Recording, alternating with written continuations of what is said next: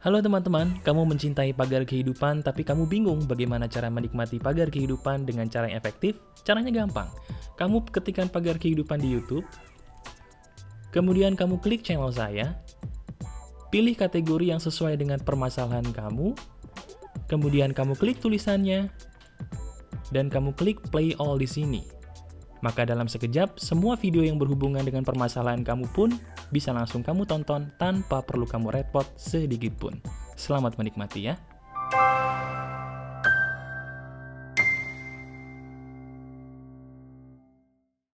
Halo hai teman-teman, apa kabar? Ada saya lagi sahabat kamu Arya Surya dari Pagar Kehidupan. Apa kabar teman-teman? Selamat tahun baru, dan selamat tahun baru. Waduh, sekarang kita udah menjumpai tahun 2017 nih. Saya membuat materi video ini tepat di tanggal 1 Januari 2017. Betul, tepat di tahun baru, tepat di tahun dimana kita menjumpai hari baru, waktu yang baru, dimana kita biasanya memberikan diri kita sendiri pun semangat ya. Semangat yang baru untuk mencapai segala sesuatu yang lebih baik pastinya. Amin. Saya doakan kepada kamu semua sahabat Pagar Kehidupan, baik yang lama maupun yang baru mendengarkan saya doakan ya semoga di tahun 2017 ini apapun yang kamu impikan, apapun yang kamu inginkan dapat segera terlaksana dengan sebaik-baiknya, semudah-mudahnya, segampang-gampangnya. Amin. Nah, ngomong-ngomong soal tahun baru, kali ini kita akan berdiskusi mengenai sebuah topik yang unik. Sebuah topik yang berhubungan dengan tahun baru. Ya, kalau kita bicara soal tahun baru, biasanya apa sih yang ada di benak kamu? Bener, coba kamu pikirin deh.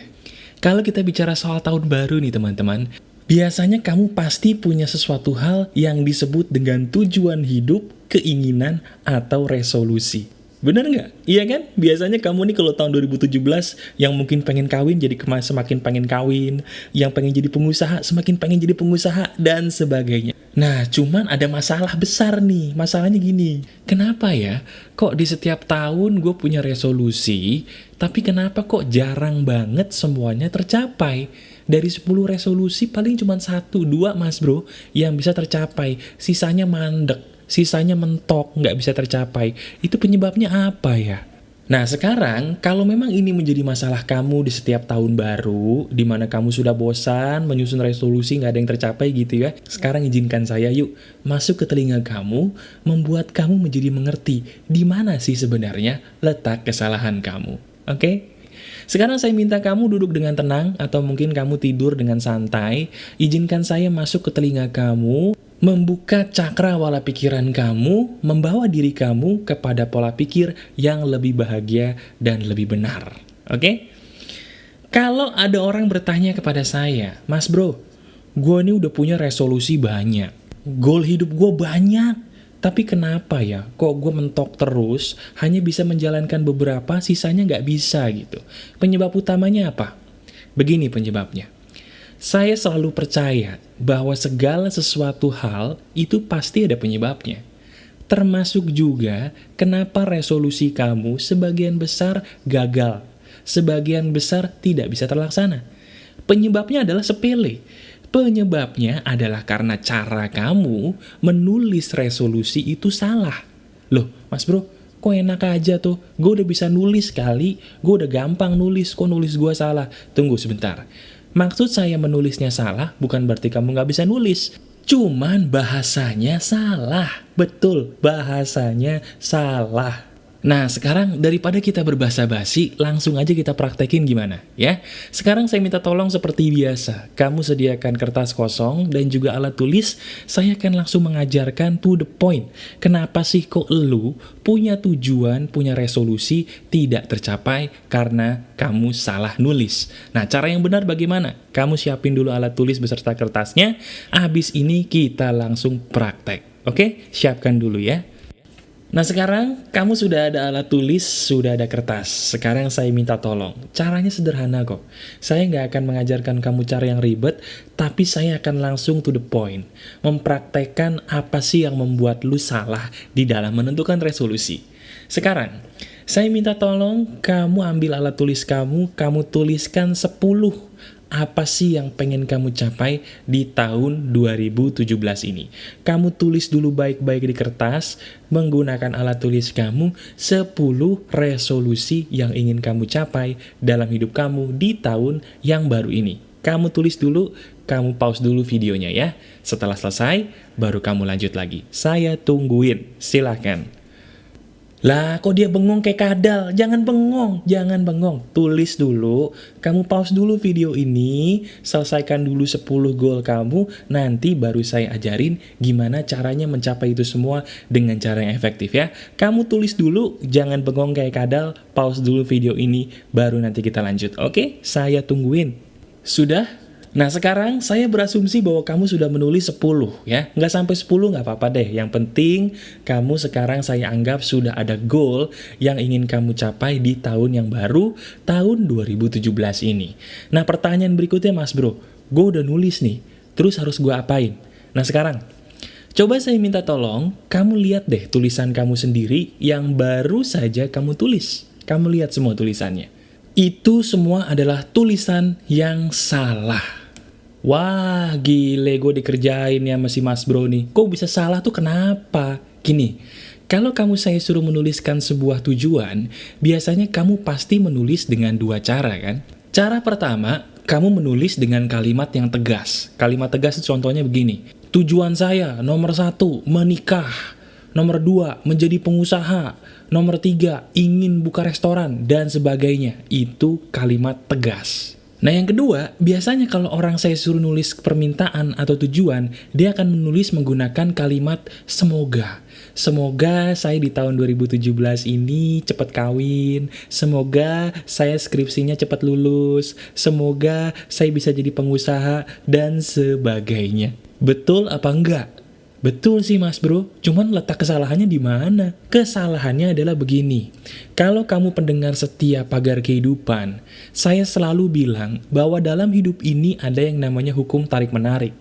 Dan saya juga sering bilang di video-video saya yang lalu, bahwa hukum tarik-menarik itu adalah sebuah hukum yang memainkan alam pikiran bawah sadar kamu. Sekali lagi, alam pikiran bawah sadar kamu. Nah, alam pikiran bawah sadar kamu ini biasanya dia memiliki bahasa yang berbeda banget dengan bahasa alam sadar. Wah, makin bingung kan? Gak apa-apa. Kalau kamu pusing, kalau kamu bingung, saya perjelas. Contohnya ya, saya contohin lagi. Sekarang kalau misalnya saya suruh kamu, misalnya saya suruh nih kamu, tolong jangan bayangin orang kepala botak. Jangan bayangin orang kepala botak. Awas lo ya, jangan ngebayangin sedikit pun orang kepala botak. Jangan ngebayangin orang kepala botak. Kalau saya ngomong begitu barusan, kamu jujur deh, apa yang ada di kepala kamu? Pasti ketika saya larang kamu untuk tidak memikirkan orang kepala botak, tiba-tiba di kepala kamu malah muncul orang kepala botak. Betul apa enggak? Nah, kok bisa begitu ya Mas Bro? Itulah bahasa alam pikiran bawah sadar. Bahasa alam pikiran bawah sadar, teman-teman, selalu tidak sama atau sering kali tidak sama dengan alam sadar. Alam sadar mengatakan tidak boleh, bagi alam bawah sadar itu artinya malah boleh. Dilarang merokok, orang malah ngerokok. Dilarang menyeberang di jalan raya, malah menyeberang di jalan raya. Dilarang pornografi, malah ngebobol situs pornografi dan sejenisnya. Betul apa enggak? Bener sih Mas Bro. Nah, kalau kamu sudah paham bahwa bahasa alam pikiran bawah sadar dan alam sadar itu berbeda, berarti bahasa kamu yang kamu gunakan untuk menulis sebuah tujuan tadi itu yang harus kamu perbaiki. Caranya begini, sekarang setiap kamu menulis goal tadi, saya mohon kamu tambahin kalimat di depannya dengan kalimat yang mujarab bagi alam bawah sadar. Mujarab untuk menarik apa yang kamu impikan menjadi kenyataan. Begini kalimatnya. Dengan izin Tuhan, saya pasti bisa mencapai X. X itu adalah tujuan kamu. Sekali lagi ya, tolong tambahkan kalimat di depan setiap tujuan kamu dengan kalimat yang berbunyi begini. Dengan izin Tuhan, saya pasti bisa mencapai X. X-nya tadi adalah tujuan hidup kamu. Contoh, misalnya kamu kuliah dan kamu ingin lulus skripsi di tahun ini.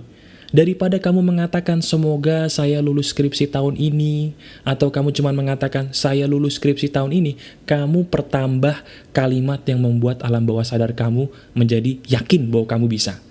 Caranya dengan menambahkan kalimat, dengan izin Tuhan, saya pasti bisa lulus skripsi dengan mudah di tahun ini. Amin. Gitu ya. Jadi kamu kan tadi udah nulis tuh teman-teman 10 tujuan hidup kamu untuk tahun yang baru ini. Nah di tahun yang baru ini, setiap tujuan hidup kamu tadi kamu tambahin kata depan, dengan izin Tuhan saya pasti bisa mencapai tujuan hidup saya. Nah tujuannya apa? Kamu tambahin sesuai dengan apa yang kamu tulis dan sudah saya contohkan tadi. Satu persatu tujuan hidup yang sudah kamu tulis tadi, kamu ganti kalimat depannya dengan kalimat yang saya ajarkan tadi. Pasti efeknya berbeda. Pasti, pasti, dan pasti. Loh kok bisa ya mas bro? Penjelasan ilmiahnya gimana? Penjelasan ilmiahnya begini. Alam pikiran bawah sadar itu bahasanya seperti yang saya katakan tadi, berbeda dengan pikiran sadar. Saya suruh kamu jangan bayangin orang botak, kamu bayangin orang botak. Kamu dilarang ngerokok, udah banyak larangannya, kamu tetap ngerokok. Kenapa? Karena kata negatif bagi alam bawah sadar itu adalah kata yang sebenarnya boleh. Dilarang merokok bagi alam bawah sadar, oh gue boleh ngerokok. Dilarang mencontek, oh gue boleh mencontek. Itu bahayanya. Bahaya kalau kita salah menggunakan kalimat untuk alam bawah sadar kita sendiri. Bahasanya berbeda. Nah, bahasa yang saya gunakan tadi, bagi alam pikiran bawah sadar, itu seolah-olah seperti bahasa bahwa lu mampu banget mencapai ini. Itu. Bahasa yang saya gunakan tadi membuat alam bawah sadar kamu 10 kali lebih yakin. Nah, kalau alam bawah sadar kamu udah 10 kali lebih yakin, itu akan menarik apa yang kamu katakan tadi lebih cepat menjadi kenyataan dengan izin Tuhan pastinya. Ingat, hukum tarik-menarik adalah sahabat karib dari alam pikiran bawah sadar. Kamu camkan itu baik-baik ya. Jadi ketika alam pikiran bawah sadar kamu sudah terhipnotis dengan kalimat yang benar tadi, kamu akan menarik apa yang kamu katakan tadi menjadi kenyataan secara perlahan tapi pasti. Silakan kamu coba ya. Jadi mulai saat ini, setiap hari sebelum kamu berangkat kerja, ketika kamu bangun pagi, kamu baca nih goal kamu. Kamu baca goal kamu yang sudah ditambahkan kata depan tadi. Contoh, kamu bangun pagi-pagi nih, mungkin kamu habis ibadah, habis mandi gitu ya. Kamu ambil goal kamu baca. Dengan izin Tuhan, saya pasti bisa mencapai kenaikan gaji signifikan di tahun ini. Amin. Kamu baca lagi yang nomor 2. Dengan izin Tuhan, saya pasti bisa menemukan jodoh ideal di tahun ini. Baca lagi nomor 3. Dengan izin Tuhan, saya pasti bisa melunasi hutang saya sampai lunas di tahun ini. Amin. Baca itu tiap hari. Baca itu tiap hari. Pasti, pasti, dan pasti. Nggak tahu gimana caranya, tiba-tiba kok bisa beres ya? Kok bisa tercapai ya? Lah, itulah keajaiban hukum tarik-menarik, itulah keajaiban alam pikiran bawah sadar. Silakan kamu lakukan ini, dan kamu akan melihat perkembangannya secara signifikan dalam hidup kamu. Nah mas bro, emang cuma itu doang caranya mencapai resolusi hidup kita di tahun yang baru? Sebenarnya gini, dengan cara ini saja, kamu sudah bisa loh mencapai apa yang kamu mau, dengan cara yang saya ajarkan tadi. Tapi, kalau kamu ingin lebih cepat lagi mencapai resolusi hidup kamu, apapun yang ingin kamu capai di tahun ini, saya punya bumbu penyedapnya. Ibarat kata makanan tadi udah lezat. Tapi kamu ingin lebih sedap lagi, ingin lebih lezat lagi, kamu tambahin bumbu penyedap. Wah, pakai bumbu penyedap nih mas bro. Iya, bumbu penyedap ini bisa membuat resolusi kamu, tujuan kamu lebih cepat lagi tercapainya. Cara apa itu mas bro? Teman-teman, kalau kamu memang benar-benar adalah seorang sahabat pagar kehidupan yang sejati, saya minta tolong sama kamu, mulai saat ini rajin-rajinlah untuk terus mendoakan orang lain.